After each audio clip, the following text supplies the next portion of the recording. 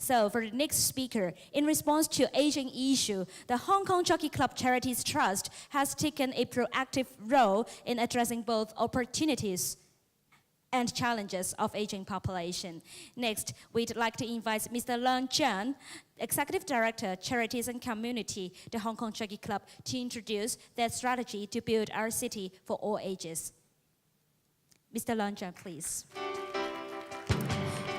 His presentation topic is a collaborative approach to build a city for all ages in Hong Kong. Thank you very much.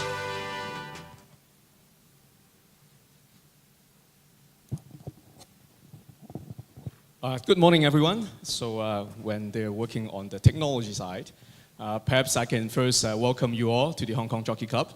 This is our venue, and I'm not your sponsor, but my colleague Philip Chen here is the sponsor. Of course, I think next year we can also move the venue to Dai Guan, the Central Police Station. That will be quite interesting too. We can house about 200 people there. I think that's about right. Thank you. So I hope you all had a chance already to visit, Dai Guan. So very quickly come to today's topic. I understand I'm in between you and the coffee break, but I'm also, okay, there it works. So very quickly, one slide of commercial. The Hong Kong Jockey Club is a very unique institution for those speakers who are coming out from overseas. If I may just use 1 minute, it is an institution. There is no shareholders, but we do generate a lot of operating surpluses. So in a commercial world like Hong Kong, this is, I guess, quite unique in itself. So we are the single largest taxpayer in Hong Kong. And in the meantime, we also make donations in Hong Kong through our Charities Trust, which then myself and my team run. When it comes to the Charities donation, we have come a long way. We started our donation almost 100 years ago from 1915, from our record anyway. And now we are already among one of the top 10 globally as a non-government foundation. If you are coming out from the US, you probably heard of Ford Foundation. But our annual donation is actually even larger than Ford Foundation, at least last year it was. So if you look at our total donation in the last 4 years, we made close to 20 billion Hong Kong dollar of donation in the last 4 seasons, over 800 projects.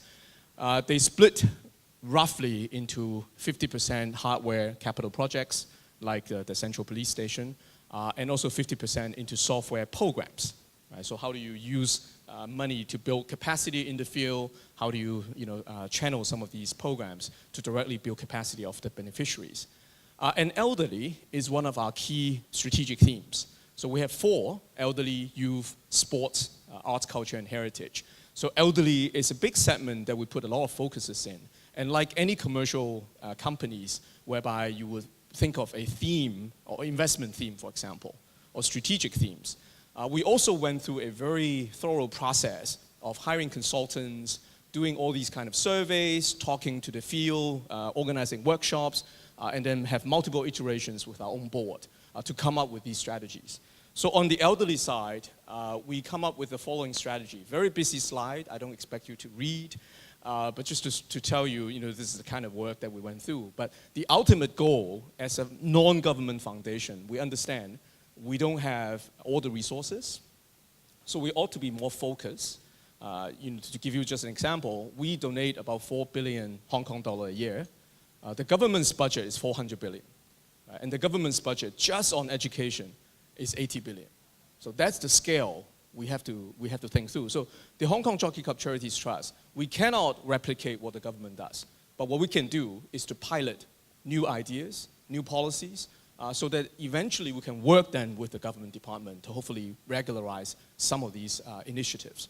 Now on elderly, we really have 4 major focuses. It's about exercise, about nutrition, about preventative care, so that our elderly can go into the final deterioration later, right? That one, improve their own quality of life, and secondly, also reduces the public health costs. Right? So that's one. Now the other one is about employment and volunteerism. I think Wilfred also mentioned that. It is sometimes not about the financial side. It is sometimes more about the connectedness. to the society, the meaning of life, it is more important to the older people. The third thing is about social connection and intergeneration harmony. Right? How do we build a harmonious society? We're not saying doing everything for the older people. We're not saying doing everything just for the young people. How can they actually share experience, work together? And lastly, it's the mental wellness, including the end-of-life process as well. So these are the 4 strategic themes that we work on. And comes to what's more relevant to what we are discussing today, about sort of urban design, about how we make our environment more age-friendly. We have put together a project called the Jockey Club Age-Friendly District Initiative about 3 years ago. Okay. So what this program is about is that, again, we use the WHO concept, age-friendly concept, which I won't go in detail, but there are 8 dimensions. We also separate them into 3 categories, slightly different from Wilfred, but we're saying physical environment, that's about outdoor spaces, transportation, housing, the social and economic participations, the social and economic environment, right? And also then the social and health services. The rough background of the project is we are putting in about 200 million Hong Kong dollar to support this. There are really 4 elements. The one is called Age Watch Index. Now, we did not invent this Age Watch Index. Okay, 3 years ago, we realized globally there is a global Age Watch Index. But then when we look at that index, Hong Kong was not on the map. It's one country, so everything lumped into the mainland China. But Hong Kong obviously very unique in some of the behaviors, and the social system is also very different. So we've asked the Chinese University of Hong Kong to use the exact same logic. We come up with the Age Watch Index for Hong Kong. And we also provide these data to the Global Age Watch Index. So we have a dialogue with the global platform as well. We can put ourselves on the map, we can compare ourselves, and track on every single dimension how it evolved from a Hong Kong perspective. Secondly, what we also do is we do a comprehensive support scheme for the 18 districts in Hong Kong. We work with the district councils, which I'll come into a little bit more detail later on, because this is really the bulk, the main piece of the project. The other 2 would be more about publicity, public awareness, that's why I'm here, and then also evaluation, very critical, is to say, yes, we say we'll do these things, but are they effective? Are they delivering the kind of social impact that we would like to deliver? And here is what we have done so far. Okay? So the whole project covers all 18 districts in 2 phases. Right? First phase, we start with 8 districts. Now we're already covering all 18 districts. And we have done a survey of 10,000 people across Hong Kong in all 18 districts. We have also done about over 90 focus groups covering over 700 participants in a more in-depth discussion along these 8 dimensions, WHO dimensions. 87% of our survey respondents are age 50 or above. So we do cover some young people, but mostly it will be age 50 or above. So that's what we have done so far. And then if you go down this list of the 8 dimensions, then you see, people generally rank very highly in Hong Kong would be social participation. But people are generally not very satisfied about housing and about community support and healthcare services, which, actually quite consistent with what Wilfred just mentioned as well. Right? And then we can go down to more granular insight of why people think that. Specifically, what are these things? And we think these are the 4 dimensions, again, very similar to what Wilfred said, in housing, in outdoor spaces, in transportation, and then also in social participation. These are more related to urban design. And through urban design, we can effectively change or improve substantially some of these elements. So one example on housing, which rank 7 out of the 8 dimensions. When it comes to housing, we're not talking about whether the government or whoever can provide enough housing.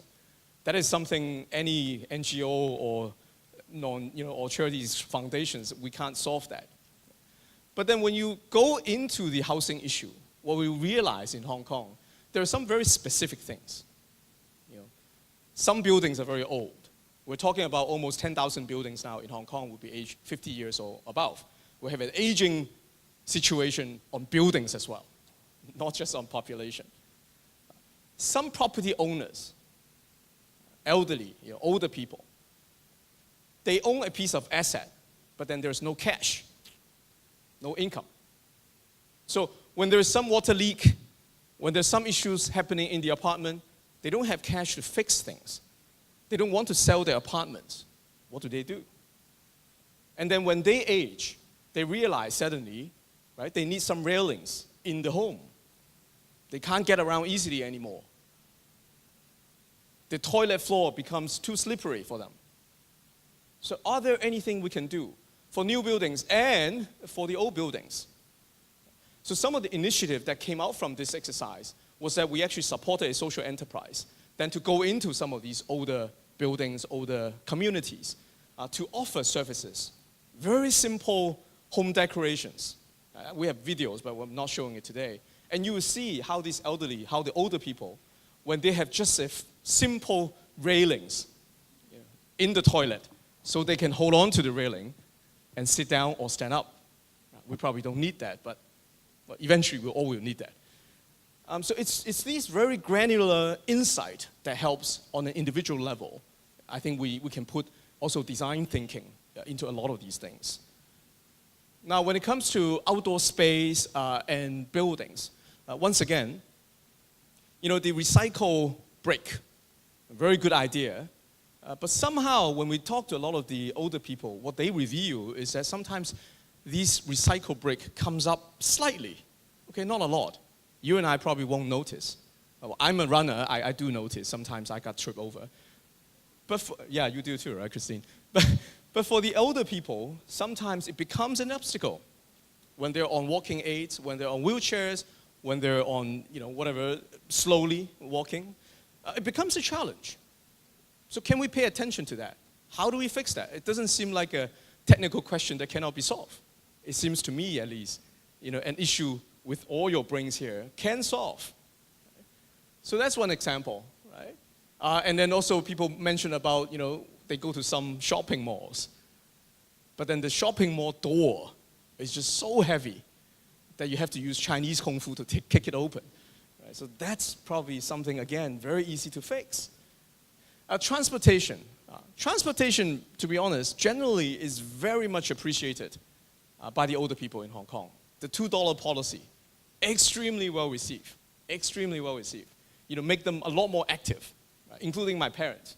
Without that $2, they won't go anywhere.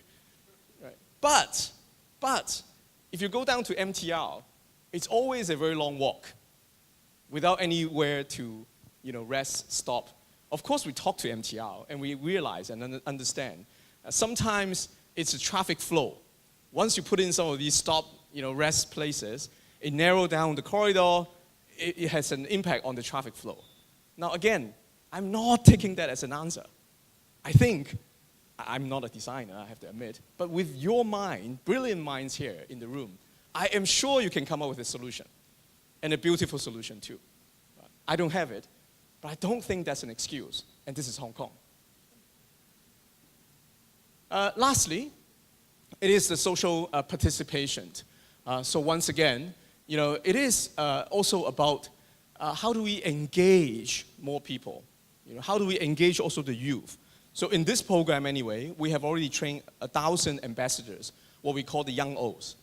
So the young O's, they will go out, they will continuously monitor the things happening in the district, and they will mobilize also the older people.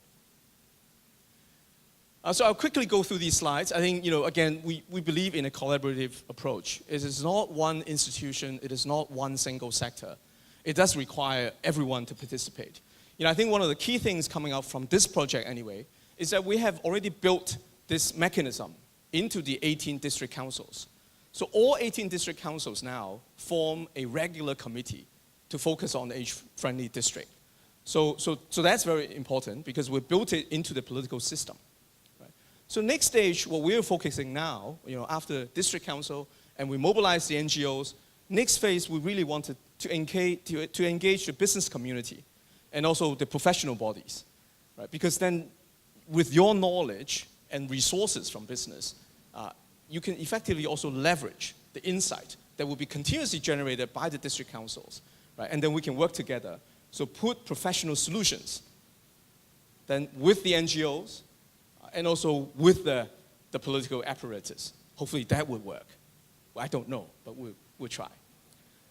So I won't go through these slides. These are just in detail what we talked about. But I do want to emphasize this last point about the role of sort of the planners and urban designers. So a lot of you sitting here. How can we create a more age-friendly environment?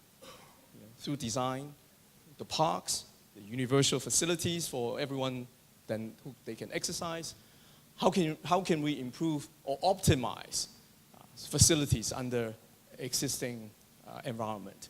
We don't need to necessarily create all new things all the time, but are there any way we can optimize even? So as I said before, design for the young and you exclude the old. Design for the old and you exclude the young. Let's think of something more creative, more universal, and age-friendly is not about one age. It's not one dimension. It's about all ages. All right, thank you. Thank you, Mr. Cheung. Please be seated.